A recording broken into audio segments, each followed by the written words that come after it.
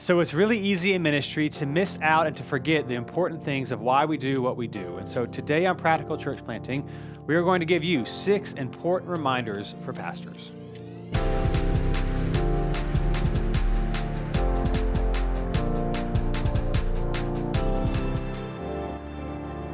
Well, thanks for joining us again today on Practical Church Planting. Today we're going to be giving you 6 important reminders for pastors. Simple as that. And speaking of reminders, if you want some social media reminders to improve your social media, you can go to practicalplanting.com. We have a completely free Church Planner's Guide to Social Media, and it's all about things you can post, scheduling, resources that you can use.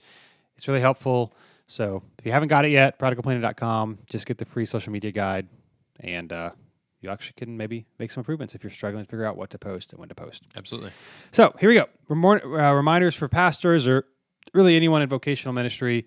You know, with all the stuff going on, we can kind of maybe forget. And so our goal here is to try to encourage, at least, you know, as we see things, as you know, to focus on what's important, and maybe hopefully by the end of this you feel encouraged. So some of these might sound kind of harsh, but it's important to like, oh, this is good for us to remember, and then we can feel better. So here we go.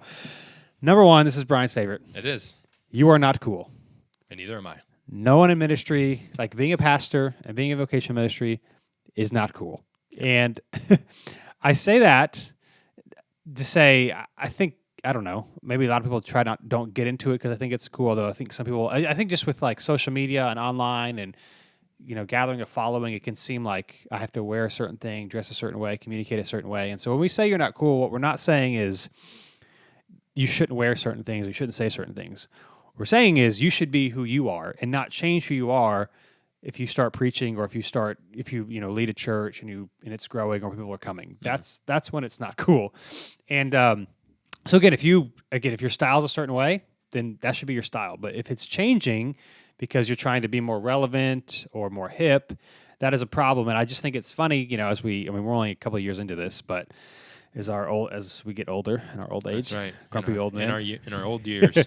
I don't know. It's become more a thing that I've noticed where it seems like this is like I'm going to be really cool and I'm going to be really flashy, and I don't know. I'm just like, what are we doing here? Mm-hmm. Like, there's nothing cool about what we're doing. And it's not that there's anything wrong with being relevant, all that sort of thing. Yes, you want to do that, but I just see a lot of coolness, and it seems like it's coolness for coolness sake. And I just like I don't know. Like, what are we doing? We have to remember that what we're doing is not cool, and so hopefully. The encouragement is, if you're like, well, I'm not cool, that's okay. Like to remind you that that's not the goal.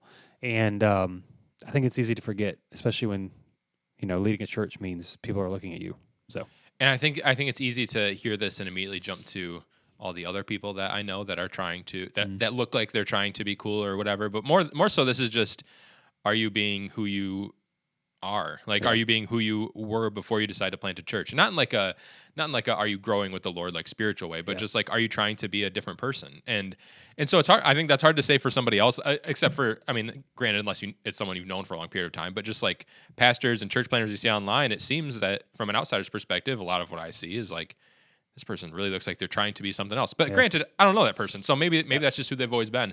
But I have seen with people that I know when they go into something like this or something where they're going into like a more of a leadership role where there's kind of these certain expectations where they try and not just change the personality to be more leadership minded, but change the way they dress and the way they talk and things where it's clear that they're trying to emulate somebody else or emulate what they think this thing should be. And I just, especially when it comes to being a pastor or being a leader in ministry, I just think that's really unhealthy and not a good way to go. And again, we're influenced by our culture, so this is not. It's a lot of it's subjective. I get that, but I think we know if we're trying to be a certain way. Yeah. And I think what makes it hard is some well-known pastors and people we see in ministry seem cool. They're cool, and they hang out with cool people, and they get to do really cool things, and so we kind of think that we need to be like that, but. In my opinion, I think if you take a lot of these maybe well-known pastors and you were to place them, I honestly don't have any specific ones in mind. I'm just in general, and you were to place them in a brand new place and nobody knew who they were. I think it's my opinion that actually trying to be cool can actually be a detriment. So we see people that are really successful, maybe they inherited things or whatever, and we're like, well, that's what it looks like to be successful. And I just think that a lot of people who are trying to be cool can actually hinder you, particularly if you're in your 20s and 30s, from actually from actually connecting with and engaging with older people. Mhm. Like if I Yeah. like, and if you want people to, especially older people who have wisdom, who have financial backing, I think it's really easy for some of them to look at some of us if we're not careful and be like, what are you trying to do? And not just generations maybe dress and act differently, but there's like a difference between they're trying to be really cool. Yeah. And if you're trying to be really cool at the same time trying to engage and care for someone who's 65, a lot of times that doesn't work. Now, again, if it is who you are, not to say that some people are cool or not, but again, if you're trying to change who you are to look a certain way, the older somebody gets, the more that they can realize like what's going on here, especially if they're spiritually mature. And so this one's really hard because you don't, it's just very subjective. Yep. But I just see, through what we do and getting to talk to people, certain things, and I just wonder sometimes, I'm like, is that you? Like, do you really talk like that or preach like that or dress like that? Like, do you really do that, or are you doing it because you think you're trying to fit an image to look a certain way to try to attract certain people? Yeah, and I think a lot of it comes down to like, are you trying to emulate somebody else? And when it comes to pastoring, obviously there are pastors that are known for, not the only thing they're known for, but Yeah. but people know them as ones that look cool or that whatever.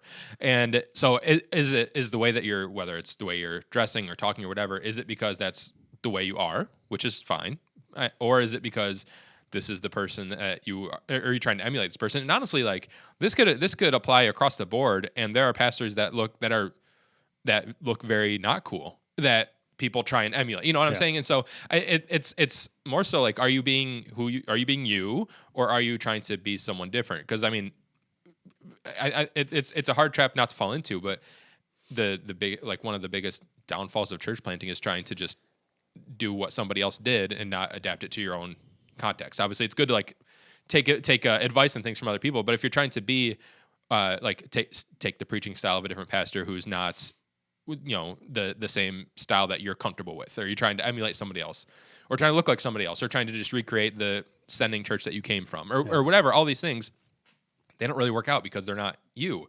And so if you find yourself acting a certain way, and obviously we're all gonna be influenced by different things. Like if you did a residency or whatever, I don't know if they have residencies, but if you did a residency at like Elevation, you're gonna, whether you're trying to emulate Stephen Furtick or not, they're going to be influenced, and that's fine. Like that's where you came up. So there's a little bit of a difference between being influenced and trying to emulate somebody. But if you find yourself just trying to copy what someone else is doing, I think that's where you can really get into some trouble. So it's just a good reminder, especially if you feel like you're not culturally cool, Yep. whoever's definition that is, that's okay. Like that, our goal is not to be really cool, really hip, and it's hard in our culture when that's what success looks like. I'm not just saying ministry, just in general, is to have really cool friends and dress a really cool way and have really cool experiences.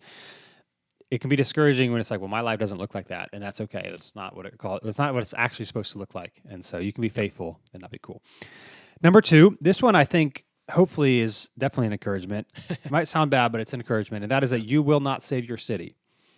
And a lot of times we see this, fell trapped to it as well a little bit when we start a new city. And so I try to encourage people against it.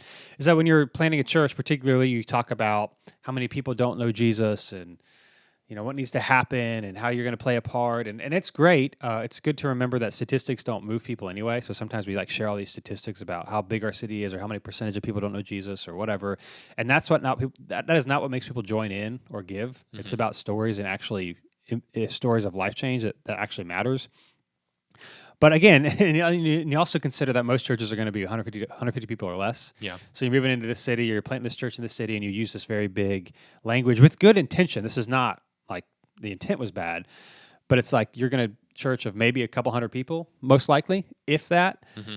And you're using language of we're going to make this massive difference, and it can be discouraging and hard and overwhelming. And even for people on the outside, it can be very much like, really? Are you really going to do that? Yeah. And so it's good to, instead of trying to say, I don't know, maybe using language like we were going to partner with what God is already doing in this city or town, whatever, or what church is already doing, but making it more so we're just here to play our small part to be faithful with who God has us, instead of language of this is how desperately this place needs another church and how we're going to make such a big impact.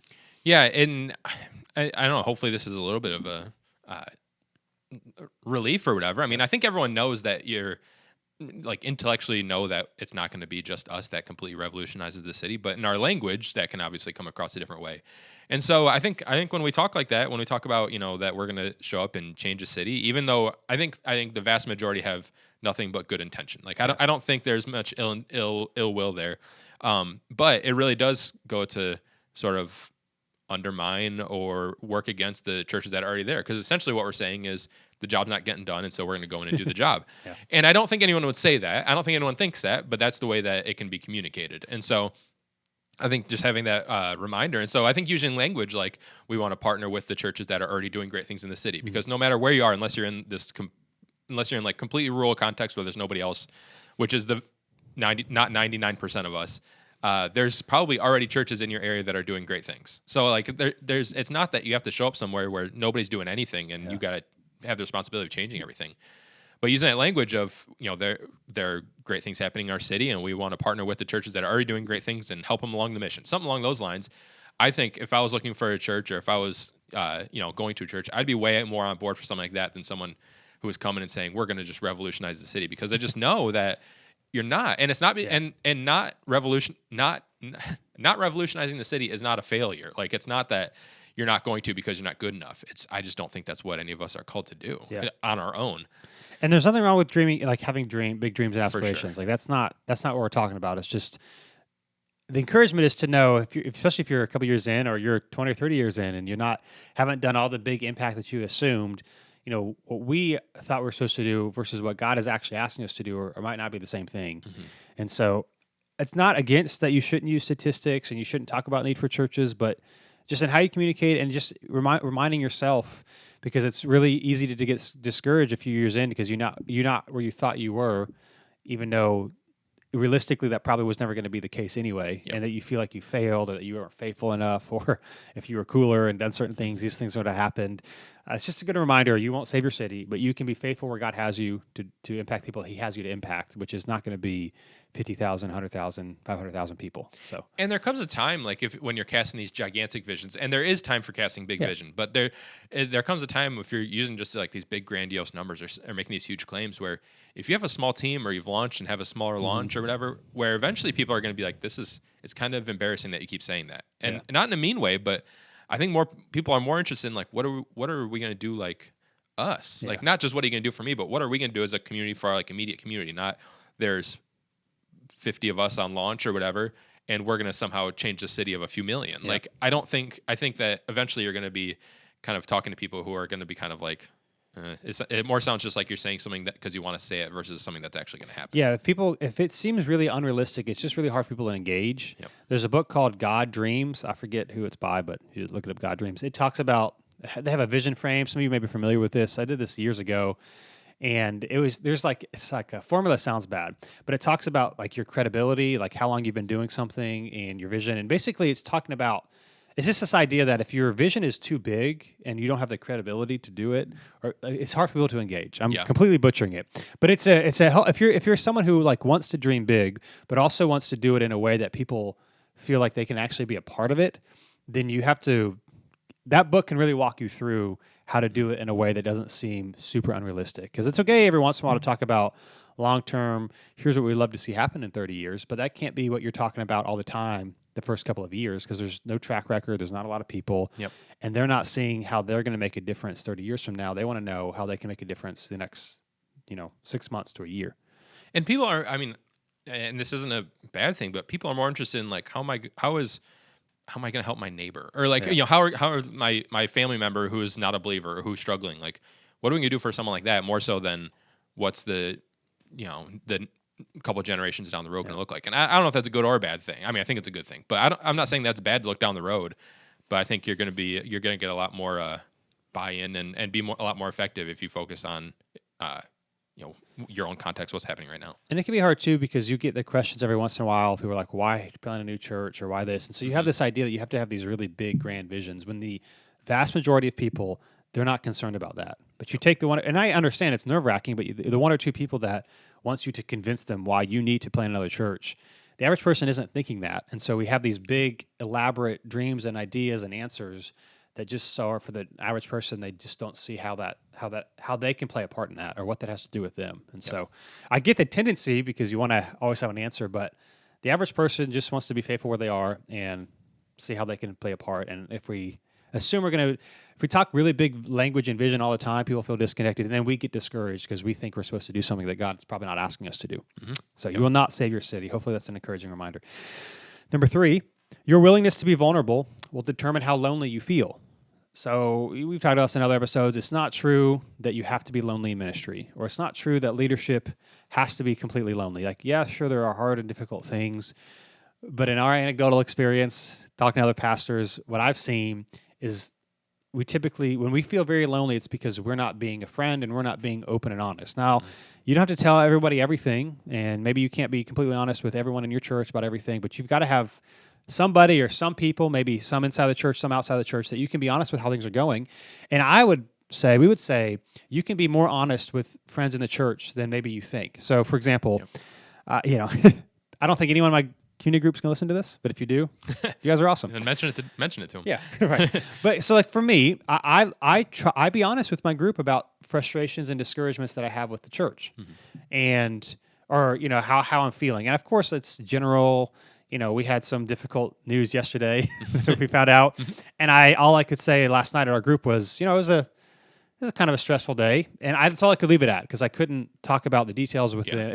It just I couldn't, and so that was hard. But at the same time, at least I could be honest with it. And here's why I was like, I don't know if hopefully they don't listen to this one. It can also be hard too because no one in my group, like, they all have normal jobs, but no one like leads anything, no one started anything, or is like a senior leader or executive level. What I'm trying to say in like their companies. Sure. Yeah. And so they don't always fully understand like the pressures or the weightiness of having to wonder what it's like to lead something, to that scale. Not that they're not leaders, but and so that can be hard too. So sometimes like they don't fully maybe understand some of the pressures of, leadership, and like when there's a lot that's going with riding on and the financial piece. And so again, there could be this tendency to be like, well, they don't fully get it, so I'm not going to say anything. But the reality is, I don't also fully understand their job, and their stressors are different. Yeah, that's true. And I want them to be honest. And so if I'm not willing to be honest and be vulnerable, then other people won't be vulnerable with me, and I'm going to feel really lonely. And in my experience, the vast majority, of course there's exceptions, but the vast majority of the time people feel lonely, it's because they have not opened up to anybody. And so that's why they feel like they don't have any friends. Yeah, it's interesting. We have someone on our staff who was told, I don't remember all the details, but she was working here, and then her roommate started attending here. And she was told by a mentor or somebody outside of the church, but who was in ministry, basically like, well, you can no longer, it's too bad you can't be friends with that person anymore. Yeah. And she told us that, and we're like, wait, what? Like, you of course you can be friends with people that you lead. Like, if you can't do that, then I wouldn't want to do this. Like, if I can't be friends with people in the church that we're leading, then I'm out. That's pointless. But that's kind of the mindset of like, you have to be, there's leader you, and then there's whatever civilian you, and those two things can't intersect. You have to lead the people, and then the people that are outside of the church are the ones you can be friends with. And that's just, I think, a terrible way to look at things. Like, you have to be able to be vulnerable, especially if you're in a group setting like you're talking about. Yeah. If you're in a community group, like, you cannot expect people to be vulnerable in your group if you won't be. And I think that's what happens a lot, is we get frustrated when people, they're not sharing what's going on in their lives. It's all very surface, superficial. But at the same time, nobody knows what's going on in ours. Like, we're not communicating anything that's happening. And I get it can be a little tough, especially early on. I know early on I struggled with, in like community groups in the church, working on staff at the church, working close with Dylan and stuff. It was like I felt like I could never say anything about the church because I felt like it was my job to kind of protect, and like, obviously there are things that shouldn't be shared in groups. Like, we're not going to share details of other people's lives or things that, the congregation shouldn't be aware of or whatever. But like, we can talk more in generalities than we kind of give ourselves credit for. And so once I kind of like removed that and realized like, that's not my job. Obviously I'm not going to like say anything negative about someone specifically, but I can still share if like things are tough. It made things way easier and allowed me to be more vulnerable with people than just, not doing it and expecting other people to do the same. Yeah, and people often want to talk about how great the first century church was, and maybe unrealistic expectations or things that they painted as like this amazing picture, probably better than it was because they were just as broken as we are. But I have a hard time imagining, again, not to hyper spiritualize it, that like leaders in the first century church weren't deeply close to the people in their church. I mean, these are cultures that people don't travel a lot. You live, die, and grow up with the same people in the same community. Like, they had to have known Yeah. the struggles and the problems of their leaders. Mhm. And so you have to be honest. So maybe here's a practical example. So one of the things that I shared last night at our group is just one of the discouragements for me, particularly more so lately than maybe this. It's been a difficult thing throughout COVID, but even lately is just people's response to COVID. And part of it is just kind of like, I don't know where you want us to do. So for example, we're in Raleigh, North Carolina, so there's a mask mandate, and Yep. everyone has opinions on it. And we found out, someone recently, the mask went away and they came back like a month or two ago. And so we asked people to wear a mask. Now we don't like police it here. So there's some people that don't wear masks. We don't think it's our job to tell people they cannot go. Some churches do that. That's fine. Yeah. Most people wear a mask. Not everybody does. All the leaders wear a mask, even if we want to or not. It's just it's the culture that we're in. Yep. And so some people have said they're not coming back now because of the mask, or they're leaving because of it. And I get that you have your conviction, but I was telling my group, I was like, I just wish people would understand, like, if they were in our position, knowing, like, the church, in my opinion, the church, or even me as a pastor, my job is not to be a policymaker. And I think we should have people that want to change policy with COVID or anything. Mm-hmm. But our job is to help people experience Jesus. It's my opinion, at least for some things, maybe people disagree. The church's job is not to try to affect change in areas that don't really advance the gospel. And so I don't, maybe this is bad example.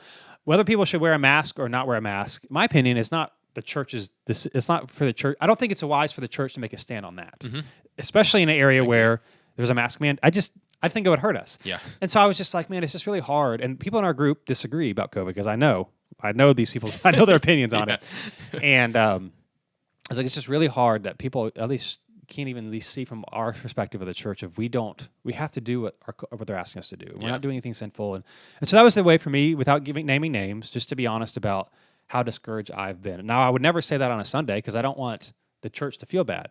But if I can't even be honest with my group, then, like, where am I going to go? At least in the church. Like, again, I have friends outside the church I talk about stuff with, but you've got to be vulnerable about how things are going if you want people to be vulnerable with you, and you will feel lonely if you don't do that. And there's no reason for, especially when we're talking like small church, which most of us are, or probably all of us are, like, there's no reason for the pastor to be, or the leadership to be like this, I don't know, upper tier of person that's kind of outside of everybody else, where, like, we want everyone else to be in a group, we want everyone else to be vulnerable, but not when you reach this level, because then you're kind of above it. And I don't think any of us actually think that's the case, but if you're not willing to be vulnerable, if you're not willing to, like, be in a group and not just be in it so that you can lead it to say I lead it, but actually participate and answer questions and be vulnerable yourself, then I think that we're kind of creating this kind of air of, like, I don't need this, but other people do. Yeah. And I don't think we actually believe that, but that's the way it can come across sometimes. Yeah. So be vulnerable. Yeah. Your willingness to be vulnerable will determine how lonely you feel. If you feel really lonely, the question is there anyone you've been honest with? And maybe you're in a situation where you feel like you can't. I would push back a little bit and say you probably can be more honest than you can. And then, you got to find somebody, someplace, because it's not just going to go away on its own. It's always going to be a problem. If you're not vulnerable, you will feel very lonely. Number 4, you will underestimate your influence in people's lives. So you might feel like you are nobody special, because you're not. I mean, at the end of the day, no one is any better than anybody else. But there is a sense of, especially if you preach a lot and you're on stage a lot, but even if you're not the lead pastor, this still happens because people just assume you're on staff and they like to be cared for by the church staff. And so, but if you're seen in various ways, there is this kind of respect, and it's not wrong for people to respect you, but you carry a lot of weight. And even if you lead a small church and you don't feel that significant, which is probably a good thing, even if you lead a large church, like, compared to other people, we're all the same. Yep. You can still vastly underestimate your interactions and how you talk and treat people and how much it matters to them. So again, you could be like, I'm not, like, even for me, I'm like, there's nothing special about me. But because people see me on stage every week, just for an example, like a text or an encouraging word from you could be worth 5 encouraging words from somebody else, because there's just a respect and there's a trust and there's an honor there. And so it's just really important to remember, even if you kind of forget, even if you don't feel like you're more important, because again, we know you're not, but people often will look up to you regardless of the size of your church. If they see you, every week preaching and talking, whatever, it's going to be really easy to underestimate your influence. And so just remembering that what you do actually matters, and it matters more than you think. And so again, if you feel like my church is small and I'm not really helpful, I don't do much, or I don't make that much of an impact, you do make the impact of the people that are around you, and you being encouraging to them can go a really long way.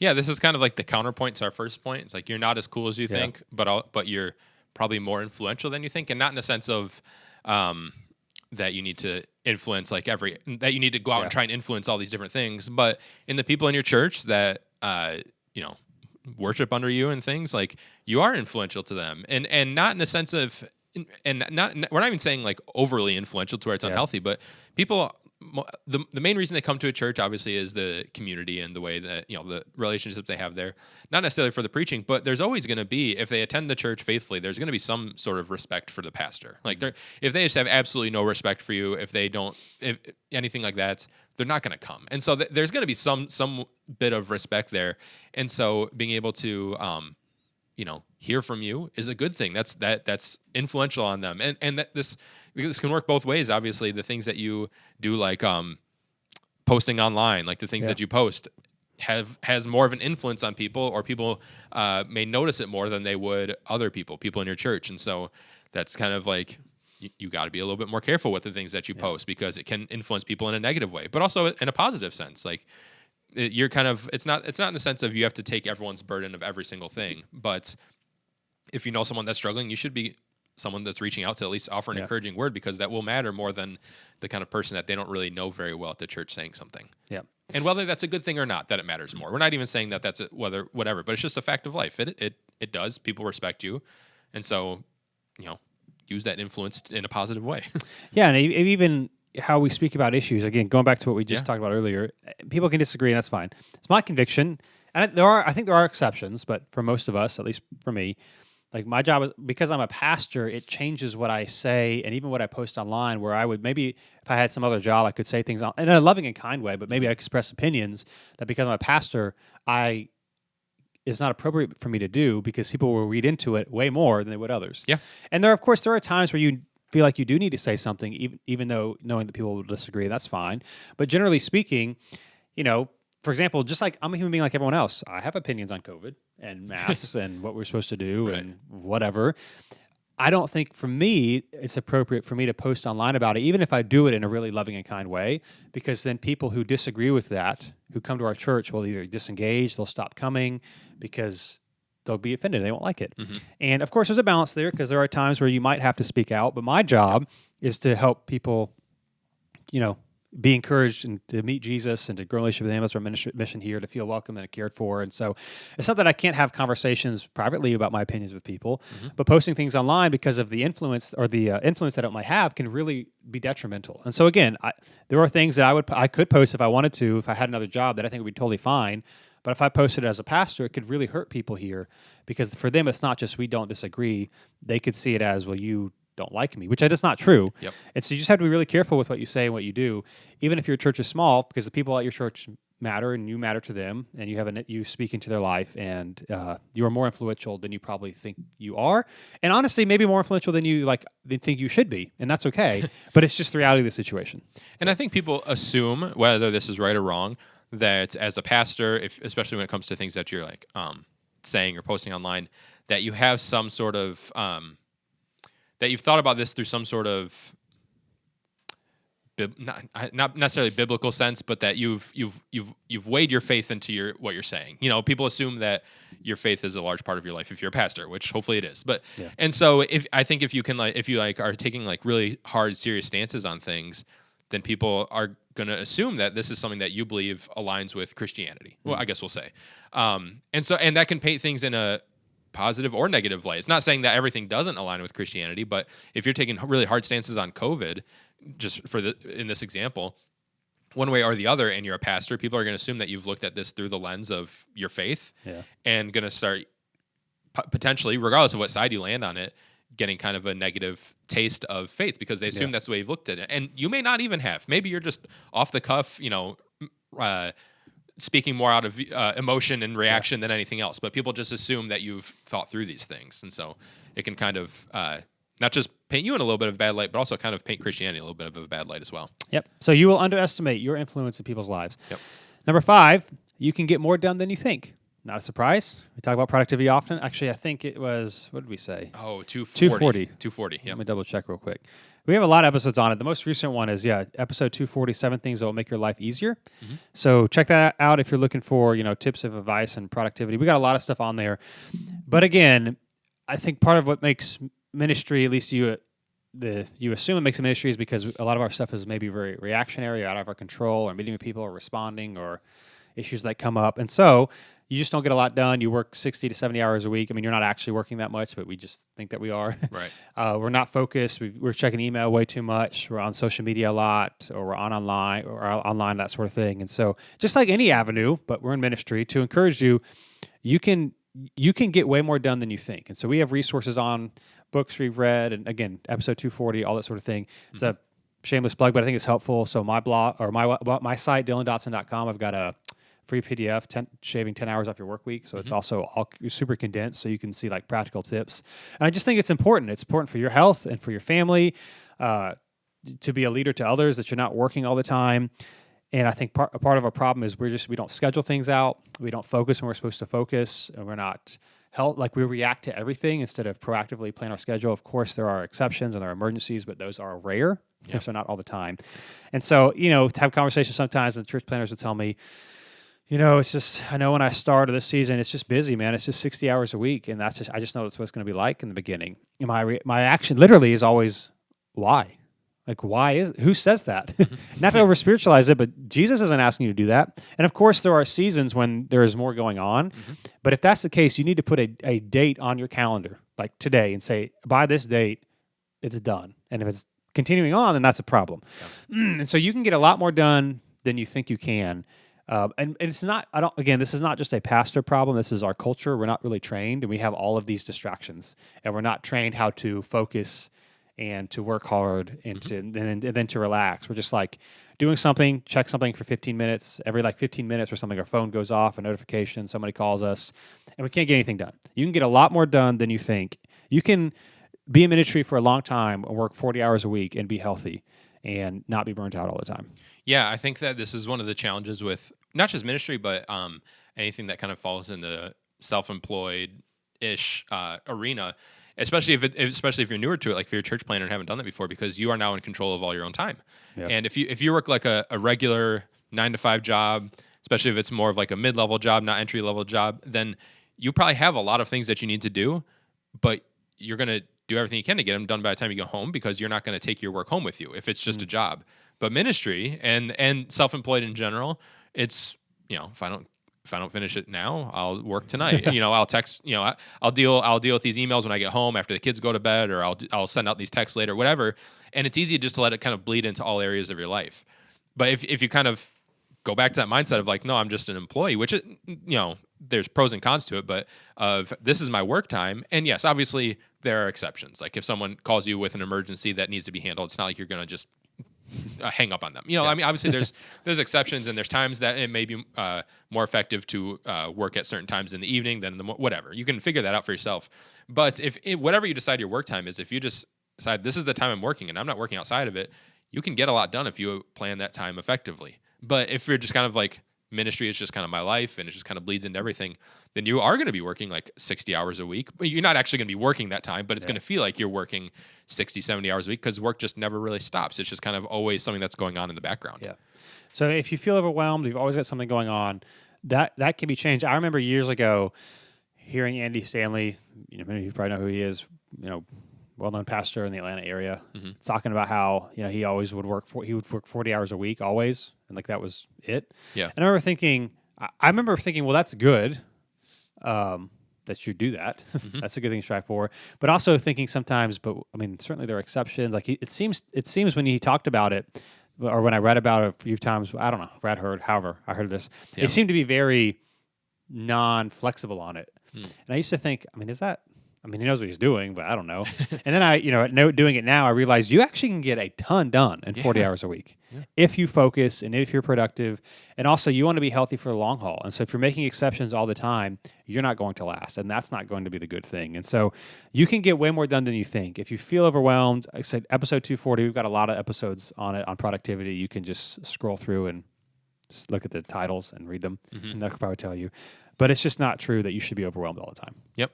I mean, I think that's simple as it. But if you are, I think it's a matter of looking at your schedule and figuring out why you are. But Yep. most likely, the reason that it is because you aren't using your time effectively, and it's just kind of bleeding into all areas of your life. Yep. And last but not least, ending on a high note, is that it Yes. is a privilege to do what you do. Yep. It can be hard and it can be discouraging, especially all this COVID stuff. You thought it was gone, it came back, and changes stuff all the time. Yep. There's always something that makes it really difficult, and it is hard, and it is some unique challenges. But it's really cool. Like you get to hear people's stories. People trust you with things. I was like last week. It was me with a guy telling me how he, from the outside you wouldn't know this. He seems pretty normal, but his dad left the picture when he was really young, and so his mom like had relationship to relationship and had drugs and alcohol. So he moved out because he couldn't. It wasn't health. Like even as a high school, he realized I can't be around this. So as a sophomore in high school, he lived on his own and worked a full-time job.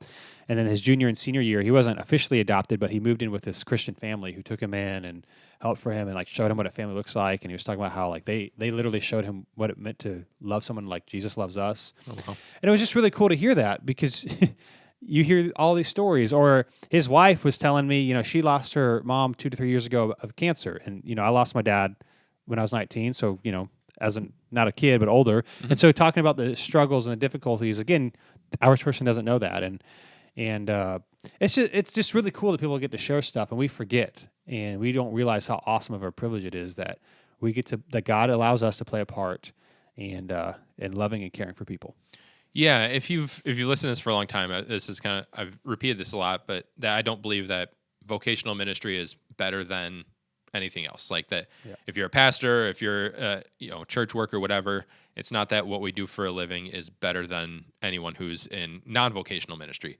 But it is a privilege to do what you do and to do what we do because there are things like people will trust you more. You have the opportunity to not just preach to people, but to like speak to people about this thing that we care a lot about, which is Jesus. And obviously everybody does, but you have more of a kind of way to do so. And so I definitely think that we can take it to a level where we feel like it's better than other things, and or that's the way we kind of come across. But it's not in a sense of it's better than anything else, but it is a privilege, and there's things that there are certain aspects of it that you just don't really get in most other vocations, and it is a privilege. It's not a privilege in a sense of no one else could do what we do, Right? But it's a privilege in a sense of we're lucky and thankful, and that's kind of the air I think we should have is not like that it's cooler than anything else, but just to be thankful that we're able to do what we're doing. Yeah. And so one of our goals here is to talk about ministry in a positive light, and hopefully when you listen to these episodes, you feel encouraged that you can do this. Mhm. And not the whole ministry is hard, I'm miserable, Yeah. life is the worst, I'm always stressed out. That's not the way of Jesus, and so that shouldn't be the markers of our life. And yes, it's hard, it's unique to deal and know what people are going through, and it's more weighty than most jobs because you don't. It's not just like difficult things in the world, but difficult things that people you care about are going through, and people are always going through something hard. But it's a really awesome privilege that hopefully we are don't take for granted, but also like that we realize this is really cool that we get to do even in the midst of the difficult things. And so if you're listening to this and you're in ministry, like what you do is really awesome, and I hope you realize that. I hope you've experienced that and feel that, and it encourages you to keep going. Yeah, absolutely. So those are 6 important reminders for pastors. Hopefully they were helpful for you. Again, also, if you want some social media reminders, practicalplanting.com. You can get the free Church Planters Guide to social media. It's hyper practical of what to do if you don't know what to do with your social media. Exactly. And also, if you want some more help and advice tips on Facebook, you can join the Practical Church Planting Facebook group. There's over, I think, 1,200 people in the group right now. Yeah, growing every day. So people are asking questions. If you got questions or insights or you want feedback on something, join the Practical Church Planting Facebook group and let us help you. Yeah. Thanks for being with us, and we'll be with you next Wednesday on Practical Church Planting.